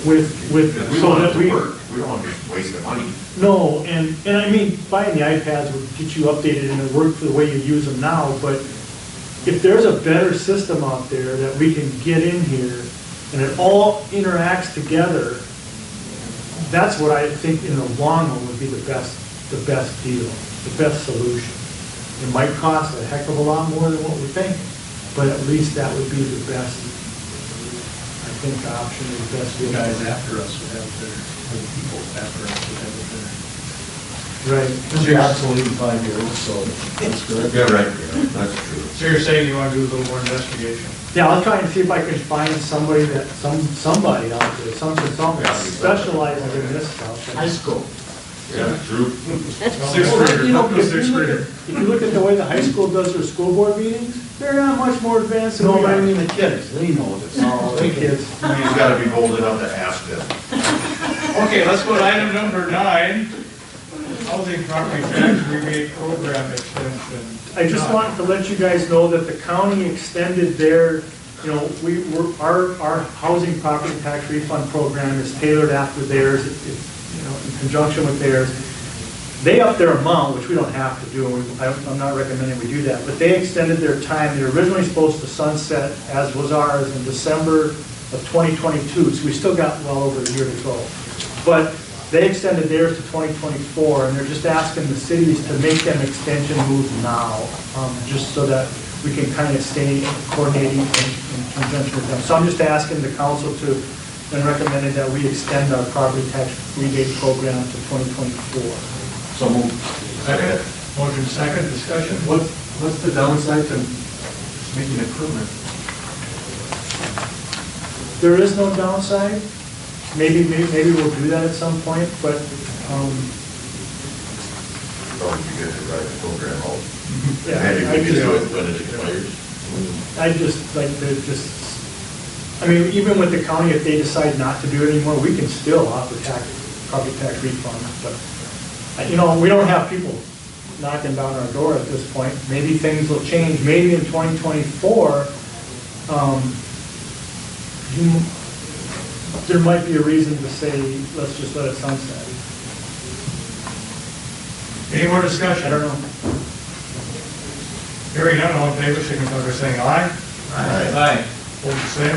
Motion carried. Item number 10, airport maintenance agreement. There's a resolution 2021-2 execute Minnesota Department of Transportation Airport Maintenance and Operation Grant Contract, which is in our packet. That's the same one we do every Same year. one we do every couple of years, yes. I move to approve resolution 2021-21, provided it's the same as we do every year. Second. Motion second, discussion? Discussion? Discussion? Hearing none, all in favor, signify by saying aye. Aye. Opposed, the same, motion carried. Item number 11, fishing pier agreement, that's resolution 2021-22, accepting Mill Pond Public Fishing Pier land use operations and maintenance cooperative agreement between the state of Minnesota and the city of Pelican Rapids, and that is also in your packet. Now, That's very similar to the one that we've had in place since they put the fishing pier in. Brian alluded to it. The whole reason for this agreement is that one needs to be resurfaced. And so the DNR has the kit. As Brian talked about, they already started pulling it. But the idea is that the city and the DNR would work together, get the thing out of the water, it needs to be taken apart, it needs to then be hauled up to the shop. We'll use our guys, our trailer, long bed trailer to pull it up to the shop. Over the winter time, the DNR will get the kit, they'll have one guy that'll be working with our guys to do it, but our guys will redo the woodwork, railings, decking, all that stuff. Next spring, it'll go back, DNR will come in, work with us, haul it back out there, DNR will put it together with our guys, and they'll throw it back in the water. But this agreement then basically extends the new one, gets the thing fixed, or extends the existing agreement, just gets everything in place with redoing it and then putting it back in the water. I move to adopt resolution 2021-22, fishing pier agreement. I'll second that. motion second, discussion? This doesn't make sense to me. If they're gonna, why are we gonna put, aren't they taking out, they're gonna redo that whole river thing? Right. So what's the? But there's still gonna be somewhat of a mill pond, and we wanna put this back in because it'll be a viewing place for the rapids, it'll be fishing. But it won't necessarily go in next summer, right? It will go in Whenever, at their completion of. yes, yeah. If the dam gets taken out this year and everything gets done as planned, there might be, the mill pond might be back next year, so we'll just get it back in. Any more discussion? Hearing none, all in favor, signify by saying aye. Aye. Opposed, the same. Motion carried. Okay, let's go down to item number 17, as the environmental impact statement of the dam EIS. A while ago, you guys had approved, part of the process with the dam removal is going to. There was a handout. Yeah, I'm sorry, I put that in front of you guys, I'm sorry. But you guys approved an environmental assessment worksheet, and that worksheet was put on the internet, the website. There was a 30-day comment period. That comment period is over, and so from that whole process, there was actually 3 letters or comments that were submitted. What I gave you guys a copy of is, which I'll explain in a minute, is the environmental impact statement declaration. But I also gave you, I think it was 2 pages horizontal or landscape that is the comments that we received One was from the state archaeologist, one was from the State Historic Preservation Office, and one was from the MPCA. Houston Engineering got these, or we actually got them, and I forwarded them to Houston Engineering, and they looked at it and took all the comments and then looked at them in relation to the environmental assessment worksheet. And so what came out of that was this finding of facts that I handed or sat down in front of you. And in a nutshell, after all is said and done, based on the finding of facts and all the things that was looked at, the conclusion is that through this whole entire record, the city of Pelican Rapids can hereby, I'm reading the last page of the order basically. The Pelican Rapids City Council hereby makes the negative declaration on the need for an environmental impact statement. The EIS is not required for the Pelican Rapids Dam modification and Fitzpatrick installation project for Pelican Rapids. So in a nutshell, what the council is doing by approving this is we're saying there is no need for any additional information, everything's been covered, and there's no reason to do an environmental impact statement. So I recommend the council approve the signing of the negative EIS declaration. So moved. Motion second? Second. Motion second. Discussion? Hearing none, all in favor, signify by saying aye.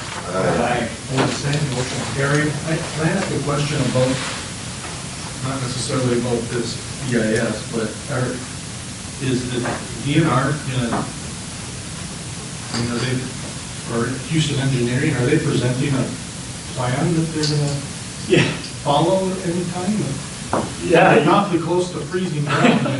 Yeah, no, and I'll tell you where we're at in that. Yeah, there's a final design that's being worked on that they will be coming to the city council at some point and sharing it, but what's kind of being, where it's held up right now is, and we just met with Houston Engineering this morning.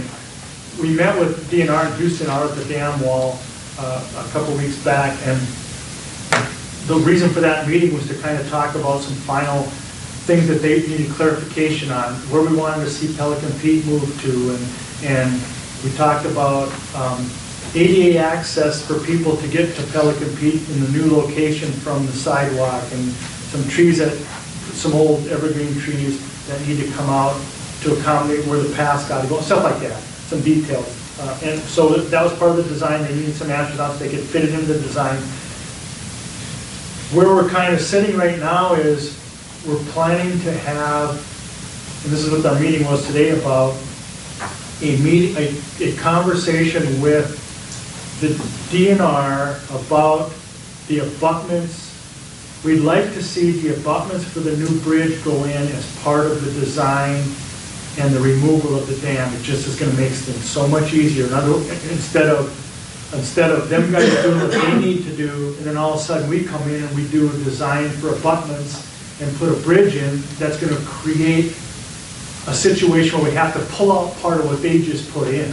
We don't want to do that. And so we were told that the Lazard's grant that's funding the removal of the dam won't pay for bridges, but we have a strong argument as to why they really should consider at least putting the abutments in. And so the design, I think, with everything would probably be pretty close to being done, except for the fact that now we want the DNR to consider having the abutments designed into the removal process, because the reason for it is because they're going to need to put some type of retaining wall or stabilization up anyway. The abutments could act as that. So we kill two birds with one stone, as opposed to putting the retaining walls or whatever in, and then we have to pull them out and put bridge abutments in. So we have to lower our cost for bridge completion. Right, but because we know that we're writing a grant also to get funding for, I put it on the state capital budget, bonding budget for that bridge to get 50% of the money from the state to do this, but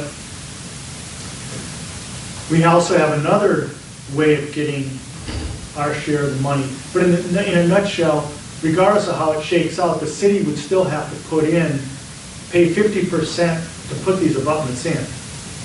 So we're still working on that part of it. So we got to get that answered, because if that needs to go into the design for the removal, that needs to get done so that they can come and show it. So there's still that piece of the puzzle that we got to work on. We hope to have that answered within the next week or two, and so then Houston can finish the design, hopefully with the abutments in it, and then bring everything before the city council so that they can go out to bids and get this thing going. So, sorry it was so windy, but. Okay, well, that's part of your report coming up next. Yeah, I won't have to touch on that then. Ready for my report? Okay, since the last meeting, we had department head meeting where we did talk about, all the department heads, we had discussion about vacation time and comp time and getting it down. Work to get this thing off, the meeting all set up with the city clerk. I met with the city attorney regarding the letter from Bureau of Mediation Services, which basically said, yeah, they are city employees, the library employees. The city attorney then we were also advised to kind of work with our city attorney on it. If we had any other questions, well, our city attorney had a conversation with the League of Minnesota Cities about it too. And so we're working on, we've had some discussions, the city attorney and I, and our city attorney is looking into something that relates to the Minnesota state statutes, and we will be bringing some other things before the council, depending on what the city attorney finds regarding this whole library employee stuff. I attended the MnDOT 2024 street tour, where actually we came and we walked the whole corridor, and the thing that came out of that, or basically what I was interested in seeing as they went through, is when they were doing that street tour, they were actually shooting the property lines, the MnDOT right-of-way corridor. And so it was interesting to see where their lines were, where their right-of-way ended. And what really came out of that was this retaining wall on the Highway 59 corridor is definitely in MnDOT right-of-way.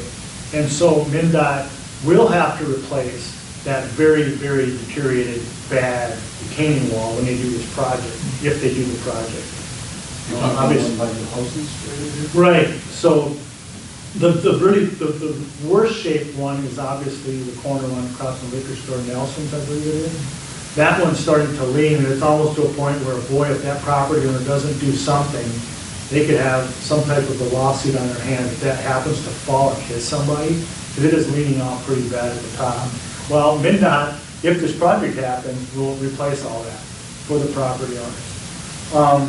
The one on 108, well, and another reason MnDOT would have to deal with the one on 59 is because in putting in the sidewalk width that we want to go in there as part of the complete streets and the shared use path stuff, that width, even though the curve is going to come out a little bit, they still need that right-of-way to get the sidewalk in. And so the sidewalk would go in, the retaining wall would have to be replaced to accommodate that sidewalk.